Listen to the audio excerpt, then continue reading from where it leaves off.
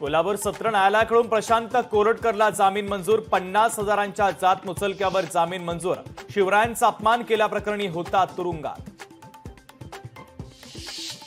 सुप्रिया सुळेंचं उपोषण मागे तब्बल 7 तास सुरू होतं आंदोलन। 2 मे पासून भोरमध्ये रस्त्याच्या दुरुस्तीचं काम सुरू करण्याचं अधिकाऱ्यांचं। सुप्रिया सुळे यांना आश्वासन। सरपंच संतोष देशमुख हत्या प्रकरणाला आज 4 महिने पूर्ण। 4 महिने उलटूनही देशमुख कुटुंबीय न्यायाच्या प्रतीक्षेत। एसआयटी सीआयडी नेमूनही आरोपी कृष्ण आंधळे फरारच। पुण्यातील ईश्वरी भिसे मृत्यू प्रकरणी डॉक्टर सुश्रुत घैसासांच्या विरोधात कारवाई होणार। सूत्रांची माहिती।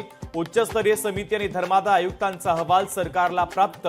प्रथम दर्शनी डॉक्टर घैसास दोषी असल्याची माहिती। मनसे नेते संदीप देशपांडे यांना अज्ञात व्यक्तीकडून धमकीचा फोन। मराठी विरुद्ध अमराठी वादाच्या पार्श्वभूमीवर धमकी। दादर पोलिसांमध्ये तक्रार दाखल।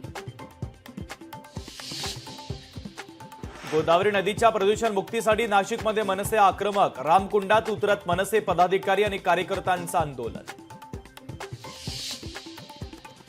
तुळजापूर ड्रग्ज प्रकरणामध्ये 13 पुजाऱ्यांच्या सहभागाचा आरोप। सरसगट पुजाऱ्यांवर आरोप नको। पुजारी मंडळाचे अध्यक्ष विपिन शिंदेंची विनंती। 35 पैकी 21 आरोपी फरार।